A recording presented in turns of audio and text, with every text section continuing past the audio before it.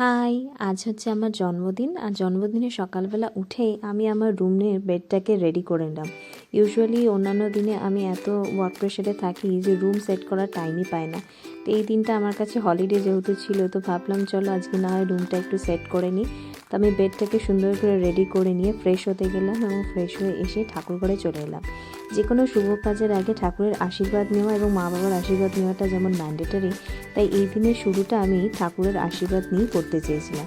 তাই সকালবেলা স্নান করেই আমি প্রথমেই ঠাকুরকে সুন্দর করে মালা এবং ফুল দিয়ে সাজিয়ে নিলাম এবং ঠাকুরের জন্য সুন্দর করে প্রসাদ সাজিয়ে নিয়ে ঠাকুরকে পুজো নিবেদন করলাম।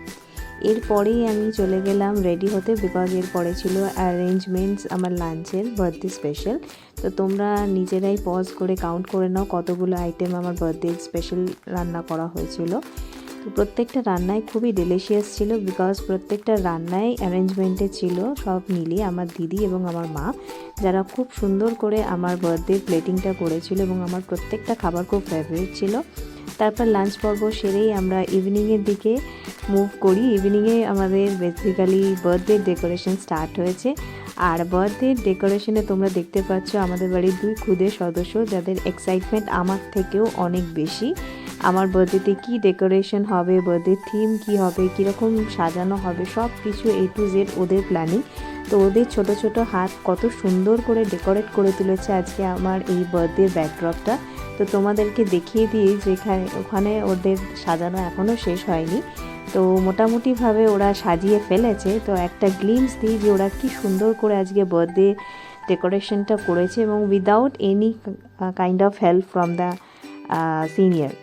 তারপরেই চলে এলো আমার বার্থডে কেক এবং বার্থডের স্পেশাল ড্রেস আমি পরে নিয়েছি এবং ম্যাচ করে একটা ফ্লাওয়ারও নিয়ে নিয়েছি।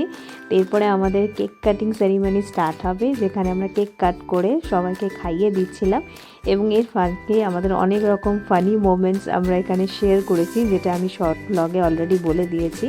তারপরেই আমাদের শুরু হলো গিফট এক্সচেঞ্জের পর্ব, যেখানে আমি বিভিন্ন রকম গিফটস কার থেকে কী পেয়েছি সেগুলো আমি ডিটেলে পরে বলবো। তো তোমাদের একটা গ্লিমস দিয়ে দিলাম, যেখানে ছোট থেকে বড় সবাই আমাকে তারা ইচ্ছে মতো গিফট আমাদেরকে দিয়েছিল এবং প্রত্যেকের গিফটই আমার কাছে ভীষণ টাচি, ভীষণ স্পেশাল এবং প্রত্যেককে বলবো থ্যাংক ইউ আজকে আমার